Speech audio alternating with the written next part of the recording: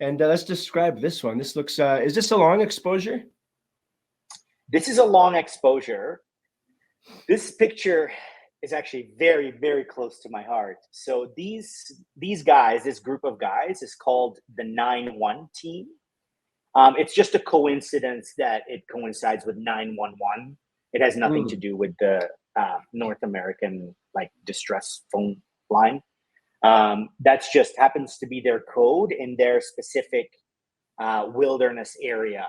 The radio code is 9-1 for these guys. Okay. And they're very special for so many reasons. But the main reason would be that they're an elite anti-poaching team. And every guy that you see in this photo, they're actually members of a different tribe in Kenya. So not many people know this, but Kenya has, I don't even know the final number, the latest number now, but I think more than 54 distinct tribes. And wow. I just would like to point out that most of these tribes are as unique and separate from each other as a Hungarian would be from a French person, right. You know, or a Norwegian from an American person.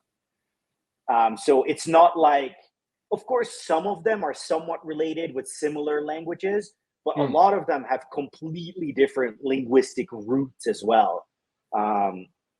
And so the reason that becomes very relevant in the world of anti-poaching and conservation is because Kenya has all these groups of people basically competing for the same land, grazing land, because it's all pastoralist communities.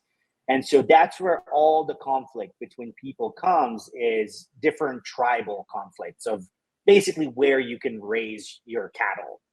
Wow.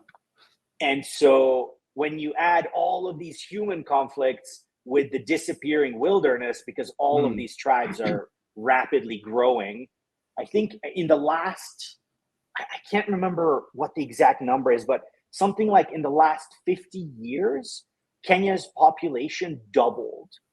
So basically, as soon as Western medicine and healthcare came in, it just allowed children to survive so much better. And so now you have this exploding population with all these cultural identities, but the land doesn't grow. The land only gets smaller. And so back to these guys, is the reason they're incredible is because each one of them is from a different tribe, a lot of whom historically are at war with each other.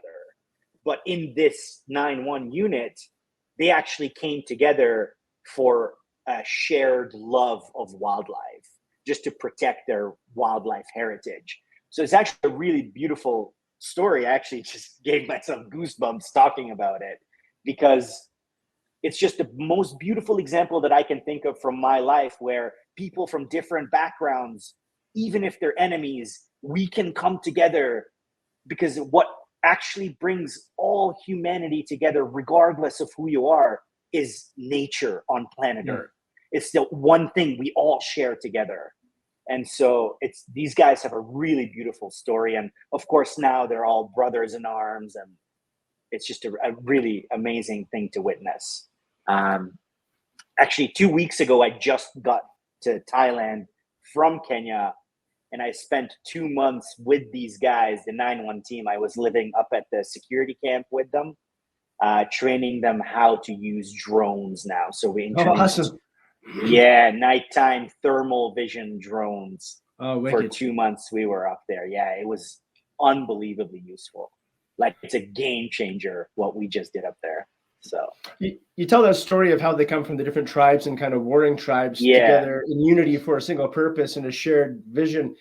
Have you seen any trickle down effect into their local tribes because of them coming together? Does that spill over when they go back to their own tribes?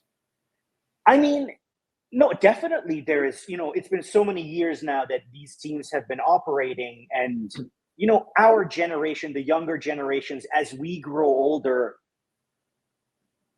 we have a different perspective on the world, just like their young generation does. And I really do see it in a positive light, that as young people grow older, we just move into the future with more peace between us.